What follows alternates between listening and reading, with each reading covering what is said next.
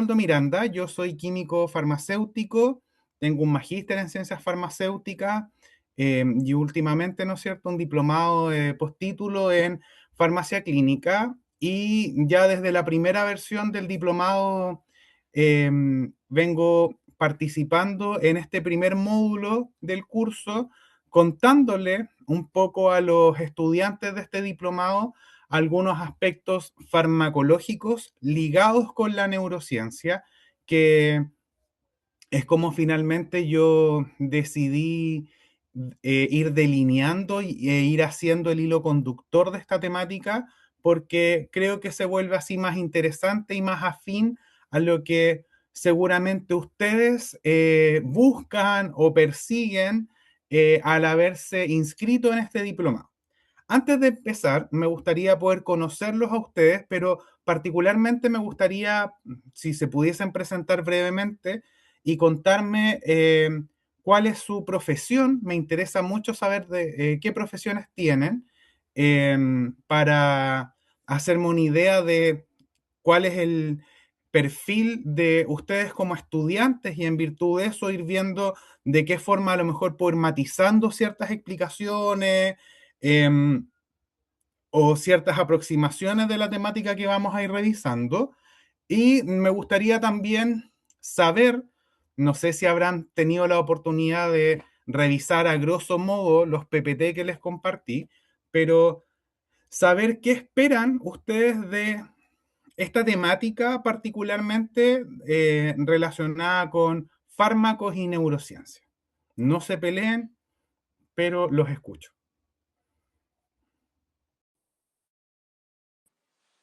Hola, profesor, buenas noches.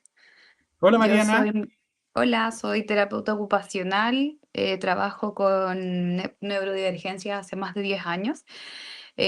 Trabajo también en un colegio y de forma independiente. Y sí, pude revisar más o menos su clase. Sé que vamos a ver fármacos, así que eso también es algo súper relevante para mí porque varios de la población que atiendo consume fármacos y fármacos combinados en esquemas farmacológicos, entonces eso también influye mucho en el ánimo y en cómo la percepción de las personas referente a sus ocupaciones van cambiando también a través del tiempo y del estado de ánimo. Perfecto. Gracias Mariana. Quienes no tengan posibilidad de acceder a su micrófono por ABC motivo, ojalá que me pudiesen dejar esta información por el chat para yo irme haciendo también una idea, como les decía yo, del perfil de ustedes como estudiantes. Hola, profesor, buenas tardes. Hola ¿Me escucha? Paulina. Sí. Hola, bueno, mucho gusto. Mi nombre es Paulina, soy de Valdivia.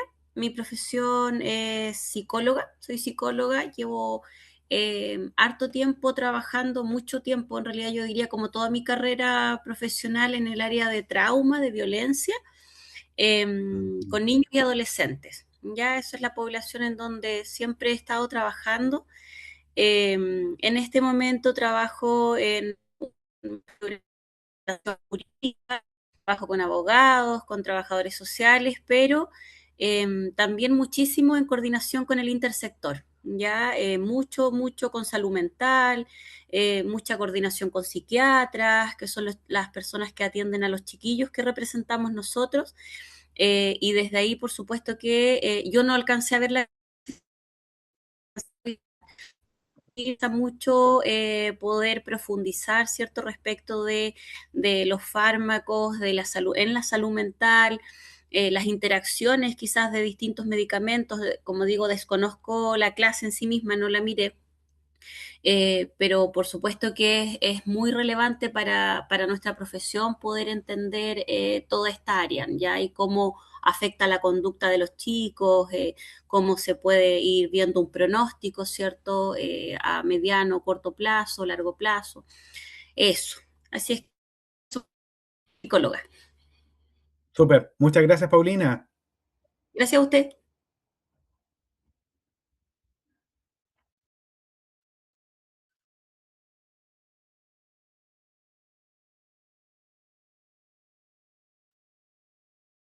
¿El resto estará por ahí?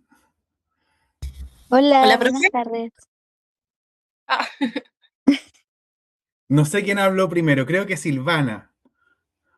ya, voy a presentarme rapidito. Buenas noches, buenas tardes a todos. Yo soy Silvana, soy profesora diferencial de enseñanza media. Me interesó mucho este diplomado porque tengo muchos estudiantes que en la actualidad eh, toman muchos medicamentos. Me importa mucho esta área como de la farmacología para aprender porque me interesa aprender cómo repercute esto en su desempeño, en sus habilidades como persona, a largo plazo también. Se medican con pastillas para la concentración, antidepresivos. También es importante el tema de la mezcla de los medicamentos. Eso a mí, yo me considero una persona como ignorante en ese tema. Y por eso me importa mucho aprender respecto a Súper. esto, para no sentirme tan vacía de conocimiento respecto a eso, porque al fin y al cabo a mí me informan de los medicamentos y yo tengo que aprender de forma autónoma. Entonces esto me sirve para al menos tener una base. Mm, entiendo. Súper. Muchas gracias, Silvana. Gracias, profe.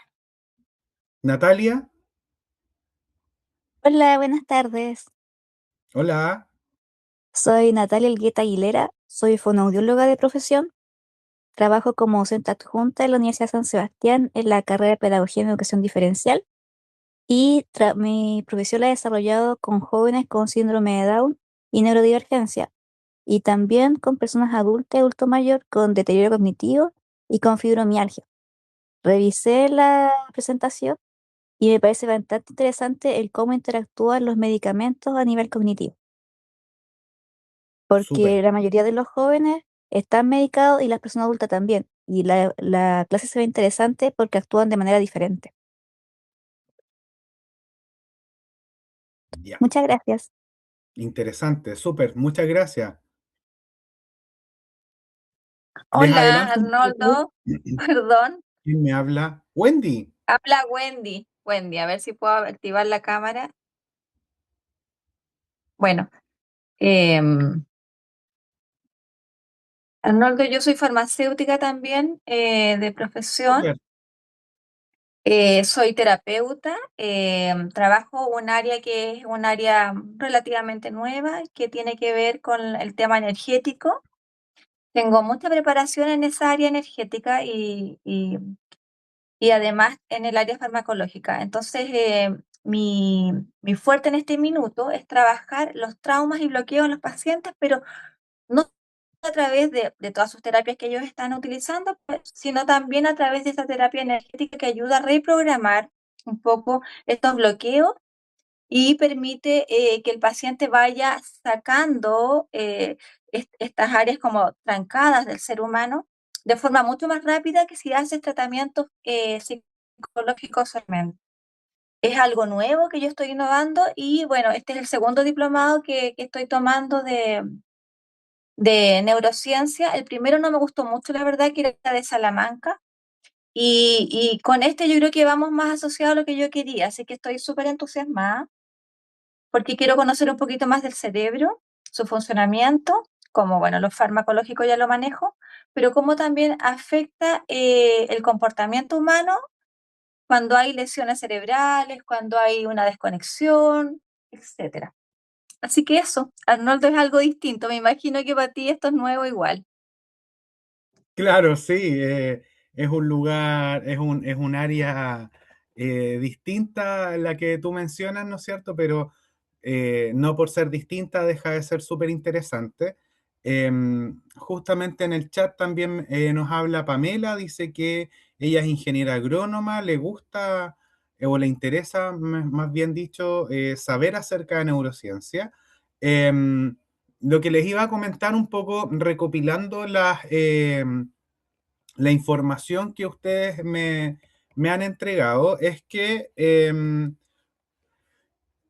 a ver, en primer lugar, ¿no es cierto? Atendiendo a la diversidad de profesiones, hay psicólogos, psicólogas, ¿no es cierto? Hay personas del área de la pedagogía, tenemos terapeutas, farmacéuticos, ingeniero agrónomo. Yo entiendo perfectamente que no todos tienen un conocimiento de base en igualdad de preparación, ¿no es cierto?, del área biológica, del área celular o del funcionamiento del cuerpo humano, y por lo tanto tampoco es posible, en virtud de eso, generar una explicación tan detallada o tan fina en un curso o en un módulo de esta naturaleza respecto a algunos aspectos farmacológicos. El foco que tiene la clase, y es así como yo la he tratado de direccionar, como les digo desde el año pasado, es mostrarles a ustedes los fármacos, explicarles de una forma más bien sencilla, quizás si revisaron las diapositivas, ¿no es cierto?, habrán visto ahí unas imágenes medias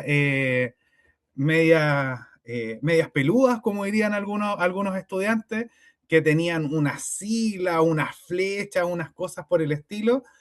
Posiblemente hayan ciertas diapositivas que se vean muy sobrecargadas o que resulten ser muy confusas, pero les voy a pedir que me pongan bastante atención porque mi intención es explicarle algunos aspectos más bien desde un área más sencilla o con una aproximación, un acercamiento más sencillo, pero tratando de hacer énfasis en algunos aspectos que sí considero son relevantes en el área de la neurociencia, que, como bien lo decía alguien de ustedes, logran entender de alguna u otra forma cómo estos fármacos permiten poder ayudar a las personas que pueden padecer distintos tipos de enfermedades o cuadros clínicos que afectan al sistema nervioso, ¿no es cierto?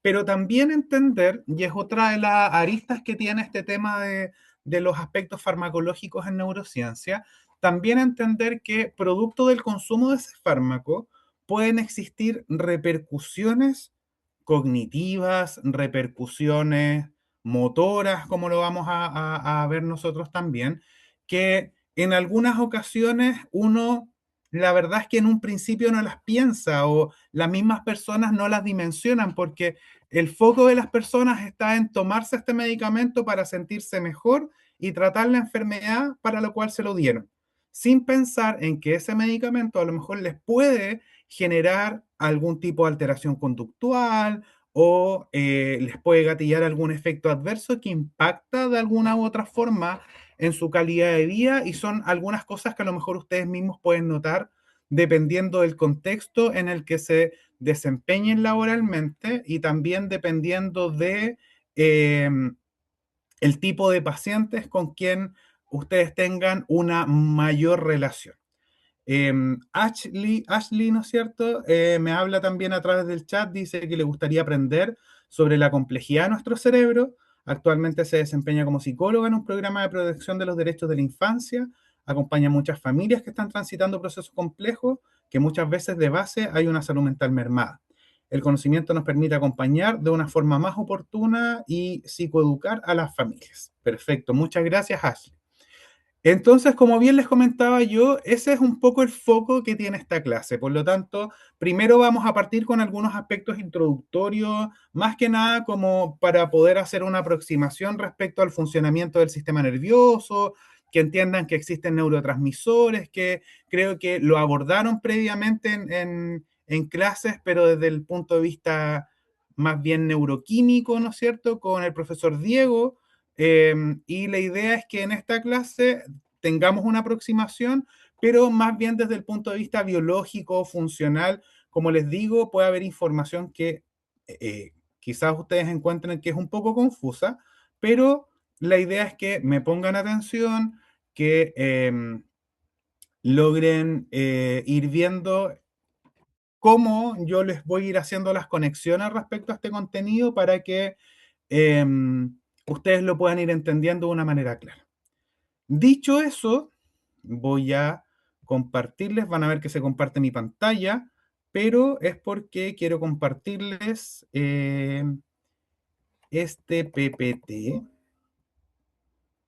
que este PPT es nuestra primera clase.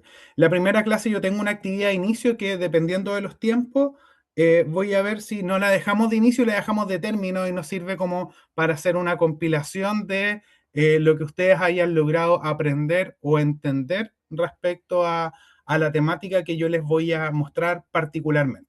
Como les estaba señalando, este módulo dentro del diplomado, ¿no es cierto?, que es el módulo de base de la neurobiología y la neuroquímica, esta clase particularmente que les voy a dictar yo la noche de hoy, se enfoca en aspectos o en fundamentos farmacológicos ligados con neurociencia, considerando, ¿no es cierto?, que estamos en este curso de bases de la neuroquímica, en donde el resultado de aprendizaje de este módulo es que ustedes sean capaces de relacionar las bases de la neuroquímica y la neurobiología con las bases de los procesos de memoria y aprendizaje, analizando los principales aspectos celulares y moleculares que modifican la funcionalidad de las células nerviosas.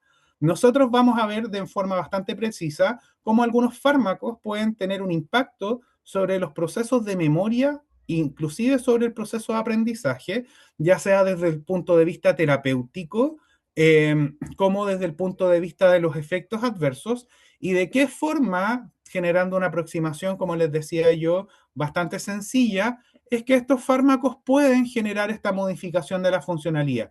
¿Qué característica tienen? ¿Qué cualidad? ¿De qué forma? ¿Cuál es la mecanística a través de la cual generan este tipo de modificación?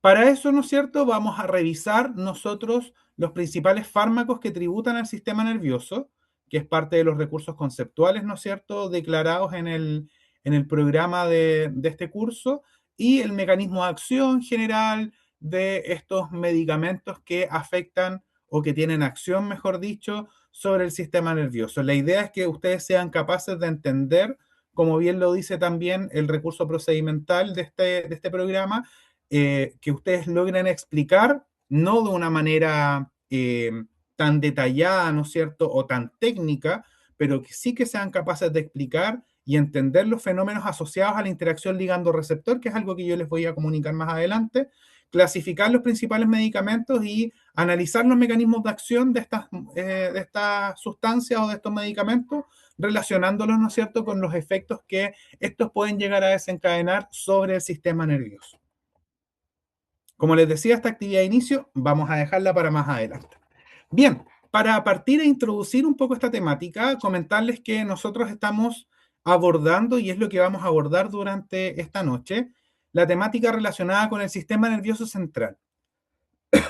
Me van a disculpar que esté quizás tosa un poquitito durante la clase hoy día, pero hoy amanecí con mucha tos, la garganta un poco tomada, estoy con un vaso de agua, por lo mismo, para que no me afecte tanto la clase de esta noche. Pero básicamente este sistema nervioso central nosotros lo tenemos que entender tal cual como lo dice la lámina, como una red formada por muchas miles de neuronas, ¿no es cierto? Y estas neuronas se están comunicando entre sí, estas neuronas están agrupadas en distintas regiones de nuestro sistema nervioso central, formando estructuras, ¿no es cierto? El cerebro, la médula espinal, entre otras, y a nivel del cerebro, ¿no es cierto? También nosotros podemos hacer una diferenciación de ciertas estructuras o ciertas partes de nuestro cerebro que van a estar ligadas con ciertas funciones, ¿no es cierto?, relevantes que cumple el sistema nervioso central. Dentro de las estructuras más relevantes, como lo señala la diapositiva, ¿no es cierto?, nosotros contamos con nuestra corteza cerebral, que es la responsable de funciones ejecutivas, de la atención, del procesamiento de sensaciones, ¿no es cierto? Tenemos el hipocampo, que es básicamente una región de nuestro cerebro clave para todo lo que es la memoria. Y tenemos también nuestro sistema límbico, ¿no es cierto?, que es una zona de nuestro cerebro en donde está ocurriendo el procesamiento y la regulación de nuestras emociones. Básicamente, me interesa que ustedes tengan en consideración que a nivel de nuestro sistema nervioso central existen distintas porciones, particularmente en nuestro cerebro, que comandan distintas funciones en nuestro organismo, puesto que nosotros vamos a ir viendo más adelante que los fármacos pueden ir afectando ciertos procesos en particular. vamos a ver que hay fármacos que pueden afectar particularmente la regulación socioafectiva de una persona. Por lo tanto, vamos a entender que ese fármaco probablemente está ejerciendo una acción a nivel del sistema límbico. Hay otros fármacos que, como característica, pueden generar dificultades en los procesos cognitivos de una persona y por lo tanto podríamos estar entendiendo nosotros que esa molécula está teniendo un efecto a nivel del hipocampo. Ahora, en nuestro sistema nervioso central, las neuronas, ¿no es cierto? Como yo se las muestro acá a través de esta imagen, voy a cambiar esto, lo voy a poner por un puntero láser mejor, porque me queda un poco incómodo, queda así mejor. Estas neuronas que ustedes ven acá, yo les muestro a través de esta imagen un poco cómica que se están mandando emoticones. Básicamente lo que les estoy tratando de señalar es que las neuronas entre ellas se comunican. Y esta comunicación ocurre debido a que nosotros somos capaces de sintetizar y de liberar a través de estas neuronas, ¿no es cierto?, distintas sustancias químicas que nosotros llamamos neurotransmisores. Esos neurotransmisores son diversos, ¿no es cierto? Aquí yo les señalo 5 neurotransmisores que son tremendamente relevantes y los cuales vamos a ir hablando a lo largo de la clase. El primero de ellos es el glutamato. El glutamato nosotros lo tenemos que entender como un neurotransmisor de carácter excitatorio y es el principal neurotransmisor excitatorio que nosotros tenemos en nuestro sistema nervioso central. Eso quiere decir que el glutamato es un neurotransmisor que enciende las neuronas. Lo contrario ocurre con el GABA. El GABA, que es el ácido gamma aminobutírico, es una molécula que tiene un efecto inhibidor. Es decir, el GABA es un neurotransmisor que está encargándose de ir apagando o adormeciendo a nuestras neuronas. Eso no es malo porque finalmente la funcionalidad de nuestro sistema nervioso central, para que lo entendamos de una manera bastante sencilla, se mantiene equilibrada debido a que hay fenómenos de estimulación de procesos neuronales y por otro lado también hay procesos de inhibición neuronal y esto permite que neurotransmisión excitatoria y neurotransmisión inhibitoria vayan de alguna u otra forma compensándose y logrando un equilibrio. Cuando un tipo de neurotransmisión se sobrepone a la otra, empezamos nosotros a evidenciar que existen algunos inconvenientes. Por ejemplo, si la neurotransmisora inhibitoria se sobrepone de sobremanera sobre la neurotransmisión excitatoria, nosotros empezamos a encontrarnos con que un paciente se adormece, le da sueño, anda más aletargado, que son efectos clásicos y característicos que tienen fármacos como por ejemplo las benzodiazepinas. Mientras tanto que una neurotransmisión excitatoria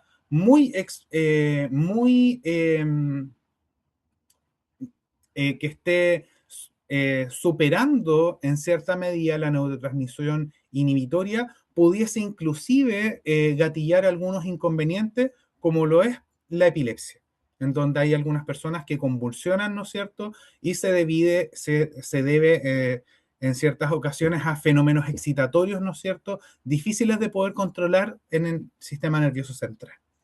Por otra parte, tenemos un tercer neurotransmisor que es la dopamina. La dopamina básicamente es un neurotransmisor que, como lo dice la diapositiva, modula circuitos de recompensa, de motivación y de funciones ejecutivas. La dopamina es un neurotransmisor bastante importante para nosotros entenderlo porque es un neurotransmisor que se vincula con la necesidad de volver a realizar algo, particularmente cuando existe tendencia a adicción o tendencia a la dependencia de ciertas sustancias. Como ustedes sabrán, ¿no es cierto? Hay ciertas moléculas, tanto terapéuticas como de origen ilícito, que pueden ocasionar una tendencia adictiva en las personas que la consumen. Y la explicación, si nos vamos desde el punto de vista de la neurotransmisión, se debe a que estas moléculas son capaces de elevar los niveles de dopamina. Entonces, básicamente cuando en el cerebro la dopamina se eleva, tenemos que nosotros entender que al cerebro le gusta que la dopamina esté en mayor cantidad. Le genera y nos genera a nosotros, ¿no es cierto?, una sensación de placer. El tema está en que con el consumo reiterado de sustancias de esa naturaleza, la dopamina tiende a estar elevada y cuando la persona deja de consumir por distintas circunstancias, ¿no es cierto? Sobre todo pensando en que deja de consumirla de forma abrupta, estas moléculas finalmente en nuestro cerebro, esa sensación de placer ya no está presente, bajan los niveles de dopamina, pero se generó una baja muy abrupta. Y eso, y esa sensación de baja de dopamina a nuestro cerebro no lo hace sentir bien y se empiezan a generar respuestas en nuestro cuerpo para hacerle entender a mi cuerpo que necesito consumir. Y empiezan así a desarrollarse, ¿no es cierto?, en algunas personas estos síndromes de abstinencia que básicamente empiezan a ser una respuesta que empieza a generar el organismo porque ya esta sustancia no está presente. Cuando la dopamina se vuelve a elevar, mi organismo y mi cerebro se vuelve a quedar tranquilo. La serotonina es un neurotransmisor, que es el penúltimo que nos aparece acá, que nos permite ayudar a regular las emociones y la plasticidad sináptica. Vamos a ver nosotros que uno de los principales neurotransmisores que se establece, está involucrado en patologías como la depresión, es la serotonina. Y por lo mismo, muchos fármacos buscan elevar las concentraciones de este neurotransmisor en nuestro cerebro para poder así remediar esta patología que algunas personas presentan. En último lugar, nos encontramos con el neurotransmisor acetilcolina, que es tremendamente clave para la memoria, para poder reforzar procesos cognitivos. Ustedes comprenderán entonces que los pacientes que desarrollan enfermedad de Alzheimer, que empiezan con problemas de memoria y que empiezan paulatinamente a desarrollar problemas cognitivos, desarrollan ese tipo de inconvenientes porque algo está ocurriendo con la acetilcolina en su cerebro. Particularmente, este neurotransmisor acetilcolina empieza a disminuir producto de la muerte neuronal que empieza a ocurrir a nivel cerebral y eso gatilla esta serie de síntomas que son bastante característicos en los pacientes que presentan enfermedad de Alzheimer. No sé cómo vamos hasta acá, espero que vayamos con información clara. Como les decía yo, si tienen una pregunta, idealmente, por favor, vayan interrumpiéndome, no me molesta para nada si lo hacen, al contrario, prefiero que así sea para irla aclarando y así poder ir reforzando cualquier duda o cualquier inconveniente que exista. Como les estaba señalando, nosotros tenemos una serie de neurotransmisores. Veíamos recién 5 neurotransmisores: glutamato, GABA, dopamina, serotonina, acetilcolina. Y estos neurotransmisores yo se los estaba comentando en el contexto de que las neuronas, ¿no es cierto?, se comunican entre sí. Se logran comunicar porque una neurona puede liberar un neurotransmisor y ese neurotransmisor va a ejercer una acción sobre la neurona que está contigua o la neurona en la cual ocurre o sobre la cual ocurre la liberación de este neurotransmisor. Sin embargo, el neurotransmisor no genera un efecto en esa neurona porque sí. Genera un efecto porque para la correcta acción del neurotransmisor tiene que haber una proteína, que en este caso nosotros le denominamos receptor, que está presente en la membrana de la neurona y sobre esa proteína se une el neurotransmisor, ¿no es cierto? Acá tenemos una proteína que es esta molécula que está acá en color celeste. Yo soy re malo para los colores, ¿eh? Yo lo veo como medio azuloso. Entonces, de hecho, tengo un problema con la visión de colores.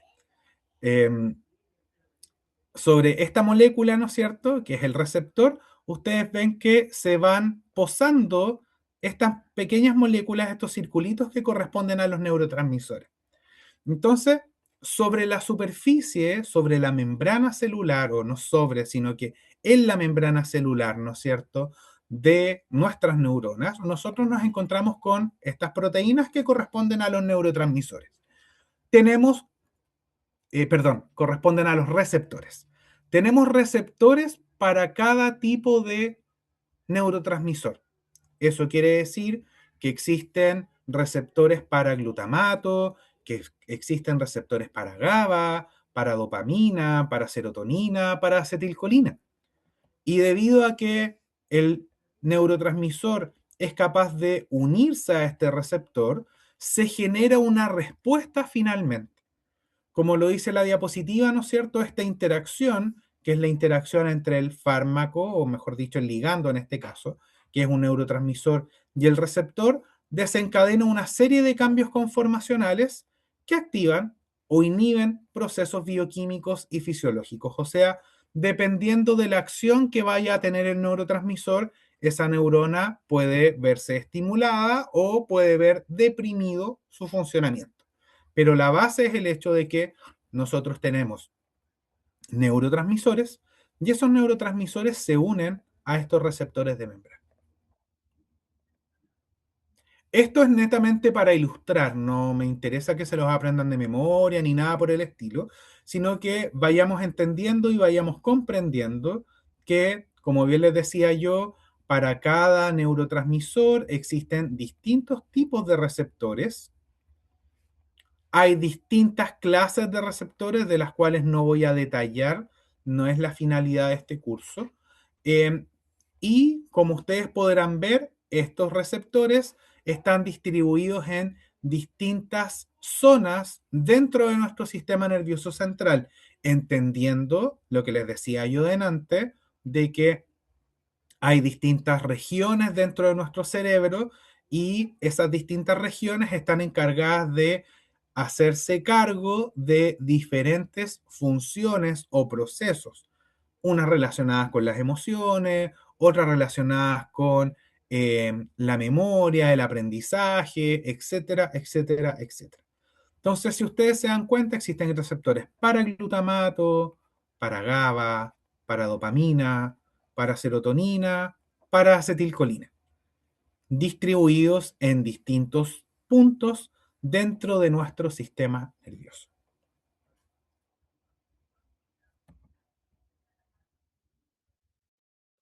Ahora, como bien les decía yo, receptores hay de distinta clase.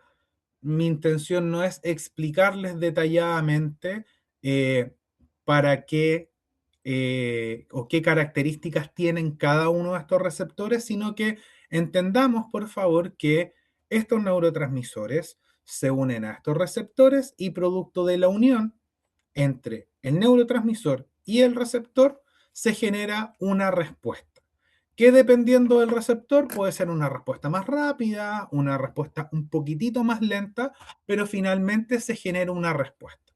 ¿Por qué les estoy explicando esto? Porque como vamos a verlo nosotros un poco más adelante, hay algunos de estos fármacos que vamos a tratar nosotros durante esta noche que tienen la capacidad de unirse a los mismos receptores que emplean estos neurotransmisores, pero no necesariamente al unirse van a lograr imitar la acción del neurotransmisor, sino que producto de la unión al receptor pudiesen ellos entorpecer el efecto del neurotransmisor. Por ejemplo, les adelanto, veíamos nosotros delante que tenemos un neurotransmisor que es la acetilcolina. La acetilcolina como neurotransmisor, les señalaba yo, es fundamental para la atención y la memoria declarativa. Como les comentaba yo acá, nosotros contamos con receptores para acetilcolina. Receptores que pueden estar distribuidos en distintas zonas de nuestro cerebro. Algunos fármacos que tienen acción sobre el sistema nervioso central se unen al receptor de acetilcolina. Pero al unirse, lo que ellos hacen es que le impiden a la acetilcolina poder usar el receptor. Estas moléculas no tienen la capacidad de imitar los efectos de la acetilcolina, sino que va a ocurrir todo lo contrario. Esas moléculas, al impedir que la acetilcolina logre unirse a su receptor, van a entorpecer el correcto funcionamiento de aquellos procesos en los cuales participa la acetilcolina. Entonces nosotros vamos a ver que hay algunas moléculas que tienen uso en patologías del sistema nervioso central, pero que al bloquear los receptores de acetilcolina como una cualidad que ellas presentan, son capaces de afectar a los pacientes porque pueden estos pacientes llegar a presentar problemas de memoria. De esta forma es como yo quiero que por favor ustedes vayan entendiendo este contenido.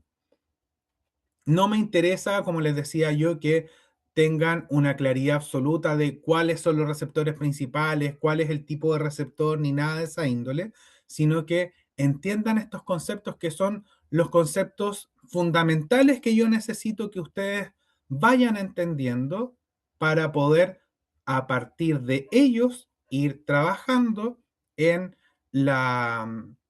en el material que viene en un ratito más, ¿no es cierto? Y así ustedes puedan entender claramente de qué estamos hablando respecto a estos fármacos.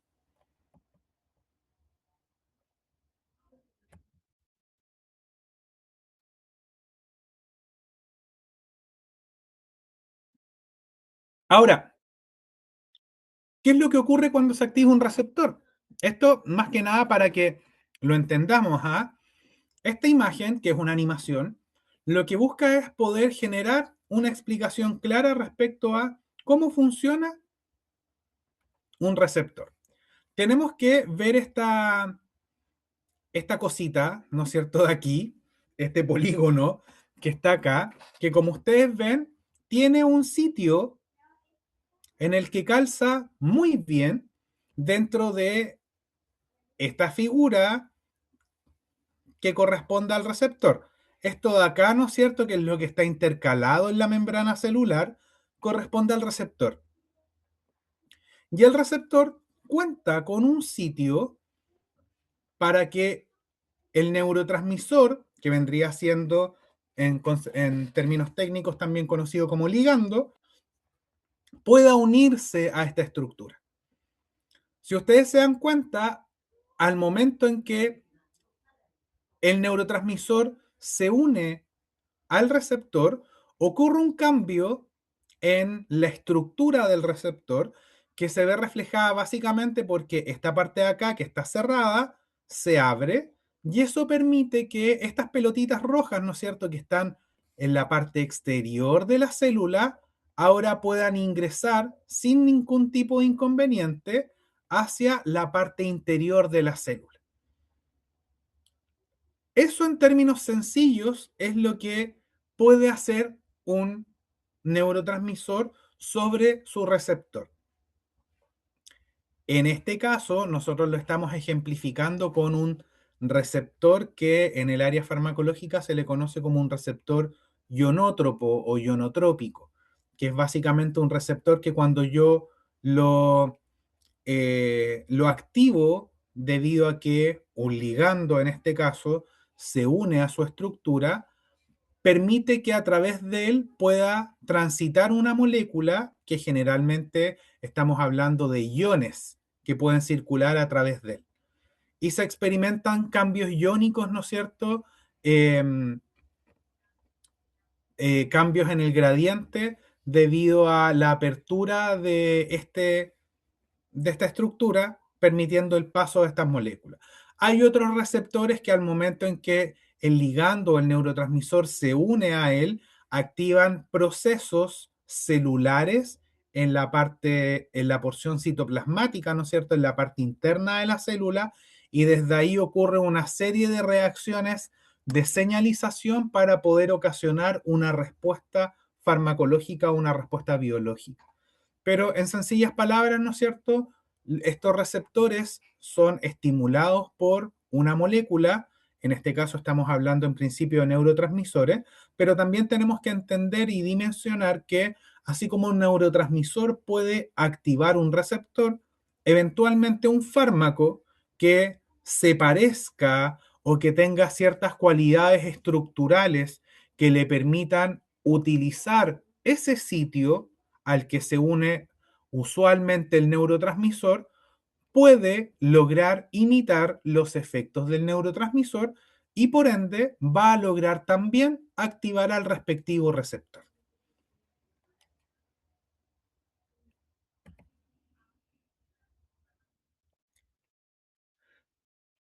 Muy bien. ¿Cómo van hasta ahora? ¿Hay alguna duda? Voy a Profe, salir yo de acá tengo de la una presentación. consulta. Dígame.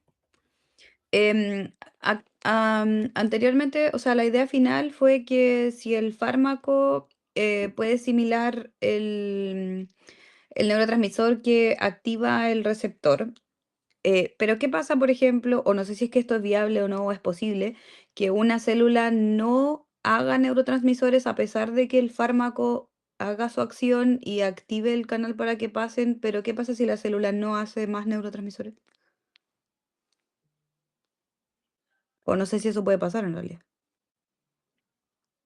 O sea, tú te estás refiriendo a que... voy a rayar aquí mi diapo.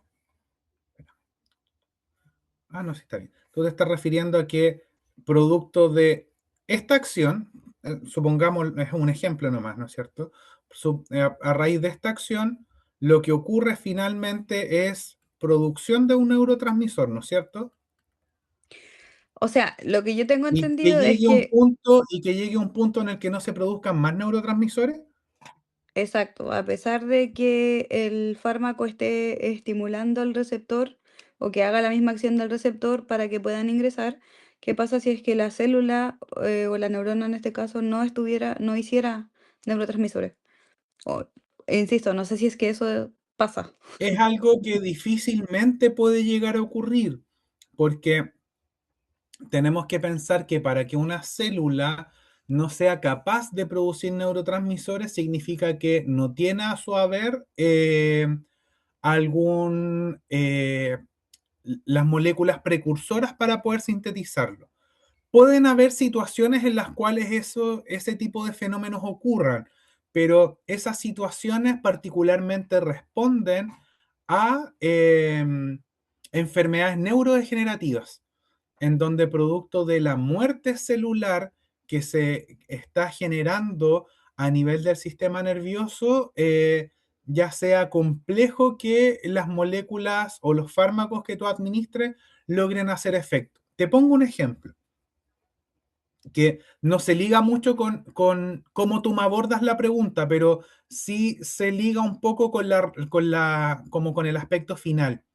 Nosotros cuando nos encontramos con un paciente que presenta enfermedad de Alzheimer, dentro de las opciones terapéuticas iniciales que existen, hay algunas que son tres. La ribastigmina es una de ellas, ¿no es cierto? O la ¿Ya? galantamina también lo puede ser, que son moléculas que se encargan de inhibir el funcionamiento de una enzima.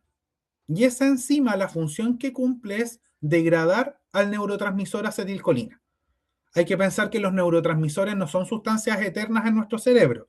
Los neurotransmisores son degradados por maquinaria enzimática, ¿no es cierto? Son procesados por algunas moléculas que nosotros, macromoléculas que nosotros tenemos en nuestro cuerpo. Entonces, existe una enzima que se encarga de tomar a la acetilcolina y degradarla o la hidroliza. Y al generar esa acción, sencillamente la acetilcolina deja de ser acetilcolina y por lo tanto ya no cumple su rol. ¿Qué pasa? Cuando una persona tiene Alzheimer, la acetilcolina en los estadios iniciales del Alzheimer está en baja cantidad en nuestro cerebro porque las neuronas que la sintetizan y que la liberan se empiezan a morir. ¿Cómo lo abordamos terapéuticamente nosotros? Damos un fármaco que evite que esa acetilcolina se degrade. ¿Para qué? Para que la acetilcolina prevalezca y logre hacer su efecto sobre las funciones cerebrales. Va a llegar un momento en el que esta molécula que tú estás administrando pudiese llegar a perder efectividad notoria, porque la enfermedad, al ser neurodegenerativa, sigue progresando y por lo tanto cada Mm. vez se van a ir muriendo más neuronas que sintetizan acetilcolina hasta llegar a un punto en el que va a haber bastante poca acetilcolina presente, que aunque tú seas capaz de frenar el que esa acetilcolina se degrade, no es suficiente como para poder hacer notar claramente los efectos de la acetilcolina en tu cerebro. Ya, entiendo. Entiendo. Gracias, profe.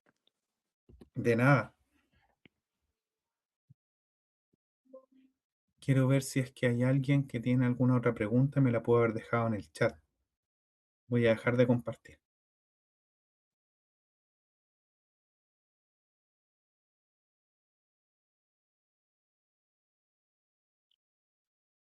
No, nadie. Nadie me dejó preguntas en el chat.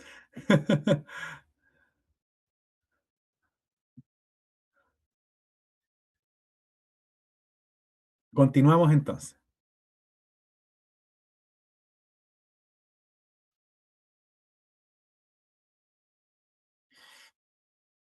Como les estaba contando y como les estábamos viendo hasta el minuto, nosotros tenemos nuestro cerebro y nuestro cerebro está dotado de muchas neuronas. Muchas neuronas que, como recién veíamos, son neuronas que se comunican. Y estas neuronas, conforme nosotros vamos viéndonos expuestos a distintos tipos de situaciones, por ejemplo, van siendo capaces de generar nuevas conexiones neuronales y así ellas van recopilando información en nuestro cerebro. Es así como nosotros tenemos una clara idea de cuál es el sabor que tiene el chocolate, cuál es el sabor que tiene una pizza, como uno lo puede ver ahí, o más o menos cuál es el aroma que tiene el perfume que utiliza, no sé, mi mamá, mi papá, mi pareja, o cómo suena una melodía musical, cosas que uno recuerda y son recuerdos que en ocasiones prevalecen durante mucho tiempo, así como también pueden haber cosas que en el tiempo se puedan ir olvidando. ¿Por qué se los comento? Porque nuestro cerebro tiene una enorme plasticidad y hay un fenómeno que se denomina plasticidad sináptica. La plasticidad sináptica, como lo indica la diapositiva, ¿no es cierto?, es un proceso que implica cambios estructurales y funcionales en la conexión entre dos neuronas. Y estos cambios pueden ser a corto plazo o a largo plazo. Y básicamente se van a producir por variaciones en la liberación de neurotransmisores, por la sensibilidad que puede existir hacia receptores farmacológicos o la arquitectura sináptica, que tiene que ver más que nada con las redes neuronales que nosotros vayamos generando y cómo las neuronas se vayan comunicando las unas con las otras. El hecho de que nosotros presentemos plasticidad sináptica y particularmente presentemos procesos de potenciación a largo plazo, por ejemplo, y depresión a largo plazo, va generando que nosotros vayamos consolidando u olvidando información. La potenciación a largo plazo, o LTP, se produce tras estimulaciones de alta frecuencia en la sinapsis. Y básicamente, al estar generando una sinapsis o una estimulación de manera continua, yo lo que estoy haciendo, ¿no es cierto?, es generando conexiones neuronales y redes neuronales que van estimulando mi aprendizaje y mi memoria. Sin embargo, cuando existen estímulos de baja frecuencia, nosotros hablamos de que puede suscitarse un fenómeno de depresión a largo plazo. Eso quiere decir que cuando yo o a través de las conexiones neuronales, yo no estoy haciendo un llamado continuo a cierta información, finalmente mi cerebro hay información que termina olvidando y eso permite dar flexibilidad sináptica para poder no necesariamente perder la funcionalidad de esas neuronas, sino que también esas neuronas me puedan servir para ir generando redes y conexiones que me permitan a mí ir consolidando otros aprendizajes. Si se dan cuenta, esto, o si lo analizan, esto tiene un poco de lógica con lo que incluso nos pasa a nosotros mismos, o nos pasó a nosotros mismos. Aquí voy a sacar un poco la cámara para poder conversar acerca de esto. Perdón, la presentación para poder conversar acerca de esto. ¿Por qué les digo que esto tiene un poco de relación con lo que nos pasa, lo que nos pasó seguramente a nosotros mismos? Yo creo que a todos nos pasó, ¿ah? Seguramente ustedes cuando estudiaron su carrera en la universidad, tuvieron cuando llegaron a primer año, ¿no es cierto?, X asignatura, no sé, por ejemplo, yo cuando llegué a la universidad tuve Química General 1, tuve Biología, tuve Física, tuve Matemática, después volví a tener Matemática, otra Química y así. Y la verdad es que durante la formación que uno tuvo en el pregrado, recibió mucha información. Pero, ¿cuántos de ustedes son capaces de acordarse, pero muy en detalle, de la información que le entregaron en todas las asignaturas que tuvieron en su pregrado? Yo creo que ninguno es capaz de recordar todo el detalle. No, yo en tal asignatura vi esto, y esto se trataba de esto, de esto. Finalmente, uno tiende a recordar, y eso pasa, ¿no es cierto? Yo creo que nos pasa a todos, uno tiende a recordar de manera mucho más clara todo aquello, todo aquello que uno a lo mejor vio en el pregrado en la universidad, pero que va aplicando en su día a día dentro de su contexto profesional. Y eso tiene relación con qué tan frecuente es el llamado que yo estoy haciendo a esa información. Cuando yo potencio eh, comunicación neuronal porque estoy haciendo trabajar a mi cerebro para ir recordando o ir generando conexiones, eso permite ir consolidando aprendizaje, ir consolidando mis procesos de memoria. Por eso uno también con los estudiantes es tan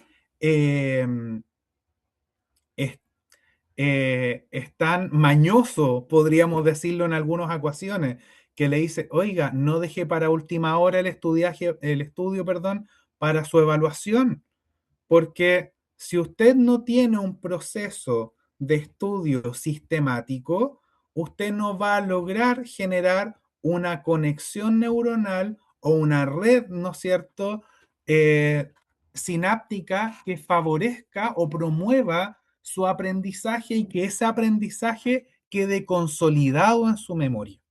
Alguien levantó la mano, si no me equivoco. Macarena, Profesor, ¿me escucha? sí, te escucho muy clarito. Ya, profe, mire, ¿sabe qué? Lo que me hace como sinapsis, por decirlo así, estos recuerdos sinápticos, es que a mí en la universidad me servía mucho, terminábamos la clase y mi compañera que tenía TDA me preguntaba a mí de qué se trató la clase y yo hacía como un breve resumen y eso me ayudaba como a consolidar los aprendizajes, me acordaba muy rápido después de lo que se había tratado en la clase y después pasarlo como a escrito, pero poco, muy poco, porque nunca escribí tanto como en la universidad, soy más de escucha y de imágenes, pero de escribirlo no me servía, sino que era como de verbalizarlo y explicárselo a mi compañera. Claro, eso que tú expones es es un ejemplo súper claro porque primero nosotros tenemos que entender que estas conexiones neuronales que se forman en nuestro cerebro se deben a distintos estímulos que uno va recibiendo. Quizás el estímulo, o no el estímulo, sino que el fin es la clase de, no sé, de las mariposas. Justo estaba viendo una mariposa, la clase de las mariposas. Pero tú pudiste haber recibido información respecto a los temas que trataron en la clase de las mariposas de forma visual, de forma auditiva, y también puedes ir consolidando la información de la clase de las mariposas porque tú verbalizas acerca de ello y al ir verbalizando acerca de ello estás forzando, entre comillas, a tu cerebro a tener que hacer un llamado a esa información que está albergada en tu cerebro, ¿no es cierto? Para poder irla recordando claramente y poder ir entregando esta explicación a otra persona a través de los distintos estímulos y a través de este refuerzo que tú misma estás generando en tratar de recordar para poder hablar al respecto, estás generando una potenciación de la sinapsis y eso permite consolidar el proceso de memoria y el proceso de aprendizaje. Por eso no es bueno estudiar a última hora, porque si uno estudia a última hora, la verdad es que aunque nuestro cerebro sea una máquina, nuestro cerebro no va a permitir, no, no es que no te vaya a permitir, no va a ser capaz de lograr consolidar todo lo que tú estás tratando de digerir de la manera o a la velocidad a la cual tú esperas que eso pueda ocurrir. Y es muy probable que después de que hayas estudiado esto rápidamente para alguna evaluación o para preparar algo en particular, lo olvides lo olvides con cierta facilidad y tengas que ir repasando, revisando nuevamente, ¿no es cierto? Porque no te quedan recuerdos tan claros respecto a lo que tú estuviste estudiando. Por eso mismo también, y lo vamos a conversar más adelante, el uso de estas moléculas que son psicoestimulantes, pero en personas que están sanas y que no tienen una condición que amerite el uso de este tipo de medicamentos, no resulta ser muy provechoso, porque finalmente estas personas que utilizan psicoestimulantes porque quieren tener un mejor rendimiento frente a alguna evaluación, si uno lo analiza, es un medicamento que está de alguna u otra forma forzando a tu cerebro a funcionar, pero también lo está forzando a funcionar dentro de una ventana de tiempo bien corta. Hay gente que estudia un día, 2 días antes para la prueba, que claro, en el momento en el que rinden la evaluación, seguramente se acuerdan de muchas cosas porque tienen sus conexiones, ¿no es cierto?, sinápticas ahí, pero sumamente activas, pero tiempo después de que pasa esta evaluación, tú le empiezas a consultar cosas y posiblemente no se acuerda de mucho y olvidó gran parte del contenido que en su momento estuvo revisando en su clase. Entonces, eh, se puede entender, ¿no es cierto?, esto desde distintas aristas. Eh, Yuvisa, ¿se dice así tu nombre? Disculpa. Sí, sí, profesor, buenas noches. Buenas noches. Yo soy profesora de inglés y en algún ¿Ya? momento, bueno, y soy coach educativo también certificado y en algún momento trabajé en orientación educacional y trabajé con la curva del olvido. ¿En ¿Ya? qué, en qué, eh, en qué parte de lo que usted está comentando entra esa, esa curva que, que es progresiva, ¿cierto? ¿Cómo podríamos adaptarla a la explicación, digamos, a esa curva que yo la conozco por la parte práctica, digamos? Pero hablando de sinapsis y neuronas, eh, ¿dónde está la explicación más técnica quizás? O sea, la explicación técnica a la que uno pudiese llegar o Mm, aproximarse, ¿no es cierto? Es que en principio esta curva del olvido, yo no sé si todos conocen la curva del olvido, sino como para buscar una imagen y poder proyectarla, quizás en la misma PPT, porque a lo mejor no es un tema familiar para todos. Encontré una imagen que es bien sencilla. La voy a poner en la PPT y la voy a proyectar. Y yo creo que es lo mejor. ujú.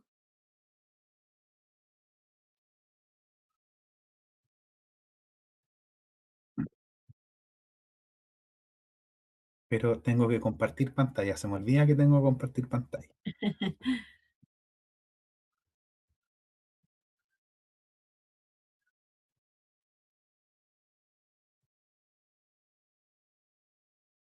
Ya. Esta encontré yo que es bastante sencilla. Si uno quizás lo quisiera llevar a este análisis, lo que va ocurriendo es que en un principio, cuando tú logras retener gran parte de la información, es porque generaste una potenciación de tus redes neuronales. Y en la medida que pasa el tiempo, hay información, pero si tú te das cuenta, no es todo, pero hay información que se va perdiendo. ¿Por qué se va perdiendo esa información? Porque básicamente tú no estás, por decirlo, lo quiero explicar de una manera sencilla. Tú no le estás diciendo a tu cerebro, necesito recordar esto, necesito recordar esto, necesito recordar esto. O sea, tenemos que entender que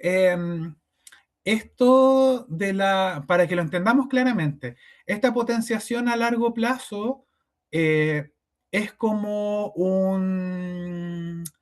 eh, Disculpe, como profesor. una casilla del correo de Correos de Chile, donde tú tienes muchas casillitas. Entonces tú en un primer minuto estás generando sinapsis, pero estás guardando información en distintas casillas.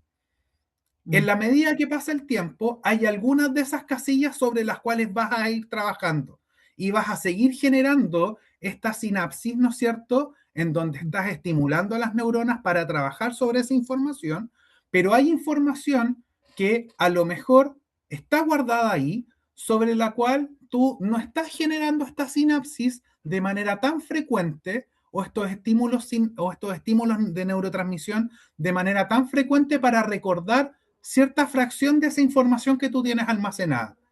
Entonces, con el pasar del tiempo, tu cerebro empieza a discriminar. Por eso es que empieza a caer la cantidad de información que tú retienes, porque finalmente terminas reteniendo aquella información sobre la cual tú estás generando frecuentemente una señal de neurotransmisor estimulada por neurotransmisores excitatorios como el glutamato, y estás recordando esto que está guardado en esta casilla, en esta casilla, en esta casilla, en esta casilla. Y tu cerebro se va dando cuenta de a poquitito, con el pasar del tiempo, por eso esto es un fenómeno a largo plazo, ¿no es cierto? Como es definido, que hay cierta información que tú ya no estás llamando de manera recurrente y por lo tanto esta información la vas olvidando paulatinamente y va a permitir que ese camino que tú estás dejando de utilizar para almacenar información, lo utilices después, pero para almacenar información respecto a una temática diferente. Ujú, ujú. Y frente a eso, profesor, ¿qué es lo que hace la revisión espaciada?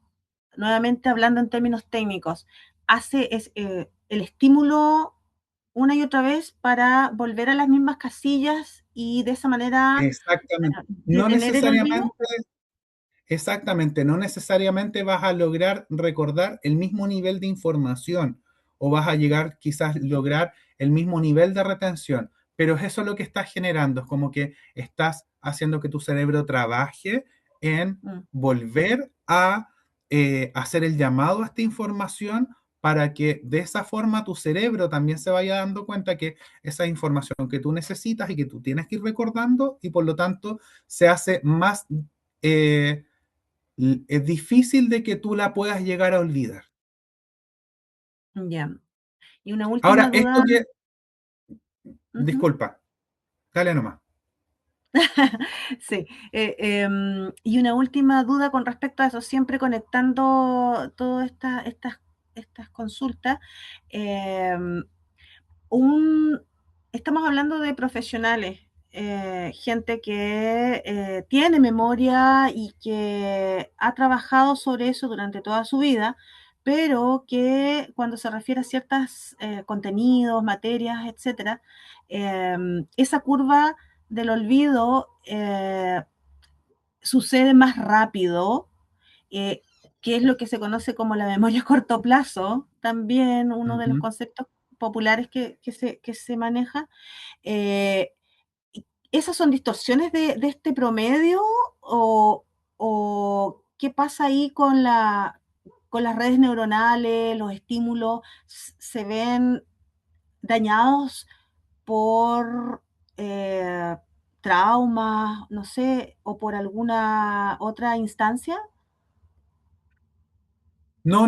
Lo que pasa es que nosotros tenemos eh, distintos tipos de memoria y existe lo que es la memoria a corto plazo y la memoria a largo plazo.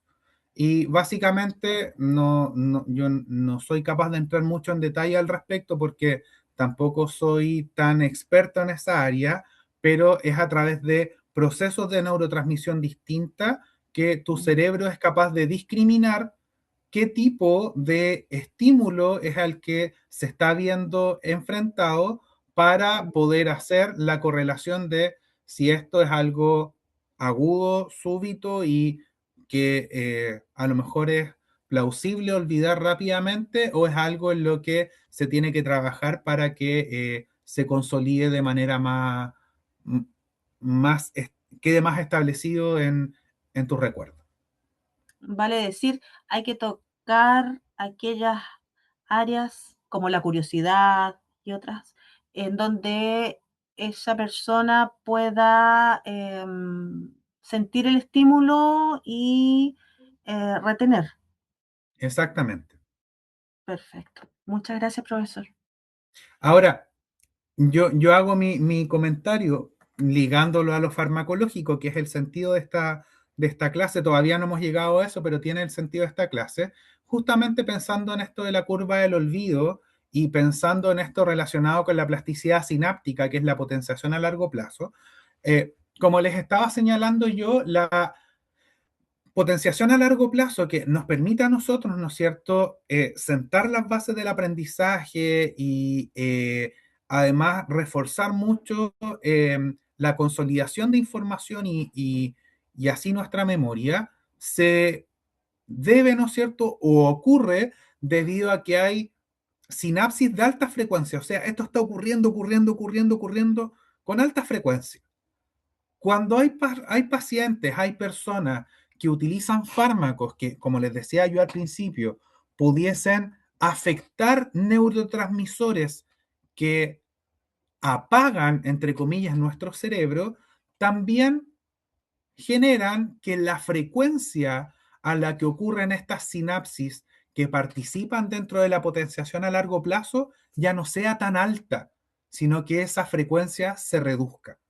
¿Por qué lo menciono? Porque también lo vamos a revisar ya en el PPT que tenemos que ver después, que algunas moléculas, como por ejemplo las benzodiazepinas, que son moléculas clásicas que se encargan de apagar nuestro cerebro, que son depresoras del sistema nervioso central, pueden ocasionar problemas cognitivos. Y esos problemas cognitivos están relacionados con que nuestro cerebro ve un poco más difícil el poder llevar a cabo esta alta frecuencia sináptica porque las neuronas no están funcionando al 100. Están adormecidas algunas de ellas y por lo tanto le cuesta generar esta sinapsis de manera tan frecuente.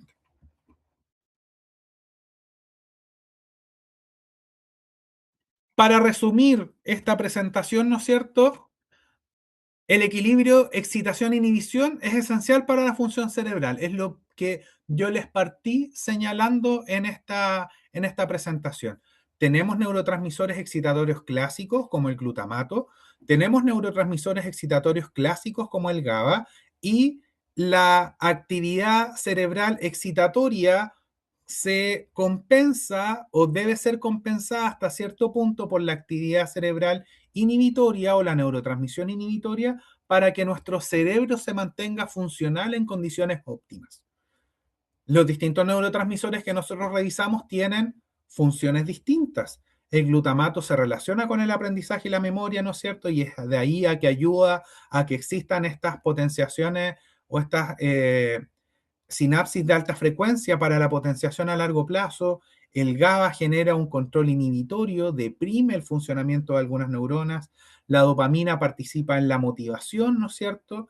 La serotonina en la regulación del estado del ánimo y la acetilcolina en la atención, en la cognición, en la memoria declarativa. La plasticidad sináptica, que es el último tópico que estábamos hablando, es esencial para el aprendizaje.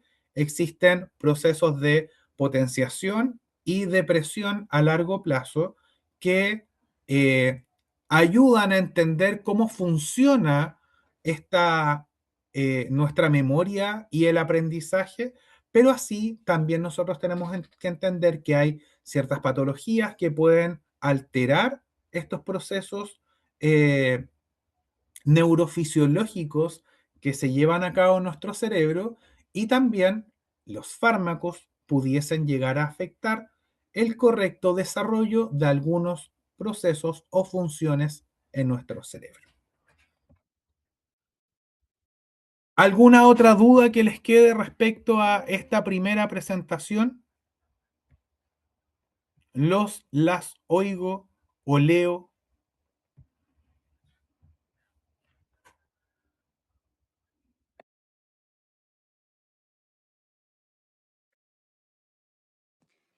Profe, a mí me Por lo gustaría, menos a mi profe me quedó claro. Súper. ¿Alguien tenía una duda? Sí.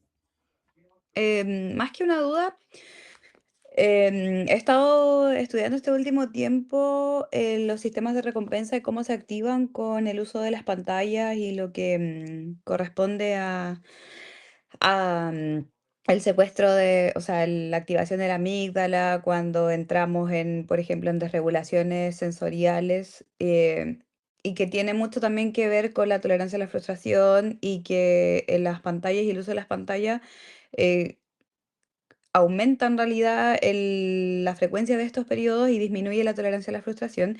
Y yo sé que esto tiene que ver con los sistemas de dopamina, con los sistemas de recompensa que tiene que ver con la dopamina. Pero no sé si es que tiene que ver o no la consulta, pero cuando hay fármacos que em, hacen que se libere más dopamina o que haya más dopamina circulando en el sistema nervioso central, ¿cómo es la activación del sistema de recompensa cuando estamos bajo estos fármacos? Es buena tu pregunta. Mira, el sistema de recompensa es bastante inteligente, podríamos decir de alguna forma, para entender cuál es el estímulo que está ocasionando su activación. Entonces, frente a al consumo de un medicamento que eleve importantemente los niveles de dopamina, o frente al consumo de una droga, el organismo es capaz de detectar, porque, o sea, no es que detecte qué es la sustancia particularmente, pero por el mecanismo finalmente implicado en el aumento de los niveles de dopamina y asociado con también la propia, ¿cómo lo señalo? Finalmente la persona sabe que consumió algo, sabe que consumió un medicamento, sabe que consumió una droga. Si eso lo sumamos con el hecho de que aumentan los niveles de dopamina a nivel cerebral, eso lleva al paciente o a la persona a entender que es eso particularmente lo que está aumentando los niveles de dopamina, y por lo tanto le está generando esta sensación de placer o esta adicción o dependencia. Em, lo que tú mencionas relacionado con las pantallas, es así. Las pantallas, ¿no es cierto? El sonido que pueda ser emitido por el artefacto o el aparato electrónico también estimula a la persona y puede desencadenar que haya o exista liberación de dopamina, pero esta misma liberación que son capaces de ocasionar algunos fármacos, o más que liberación, aumento en los niveles de dopamina que son capaces de ocasionar algunos fármacos, también se aprovecha terapéuticamente. Si lo llevamos al tabaquismo, las personas que fuman toman en algunas ocasiones medicamentos para dejar de fumar. Y básicamente lo que hace ese medicamento es elevar los niveles de dopamina conforme la persona va dejando de fumar, de tal forma de generar un reemplazo, para explicarlo de forma sencilla, que ya la persona deje de fumar porque vamos a ir quitando el cigarro, ¿no es cierto?, como agente que, entre otras cosas que hace sobre el cuerpo, es capaz de aumentar en cierta medida los niveles de dopamina y generar ese refuerzo, y lo vamos a reemplazar por un medicamento, y finalmente este medicamento de manera gradual también se logra retirar. Puede haber ese reemplazo, pero no siempre es fácil hacer ese reemplazo. Hay gente que, eh, sobre todo la gente que tiene adicción a drogas, busca otro tipo de actividades que le puedan generar placer o que le puedan generar el mismo tipo de experiencia que le pudo haber generado el consumo de droga, y finalmente se dan cuenta de que no son capaces de obtener esa misma sensación o ese mismo nivel de placer con otro tipo de actividades y recaen en el consumo de algún tipo de sustancia ilícita.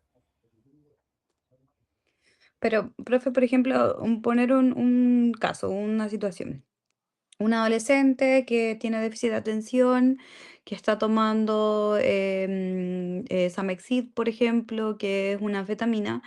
Que por lo que tengo entendido, las anfetaminas también aumentan la liberación de la dopamina.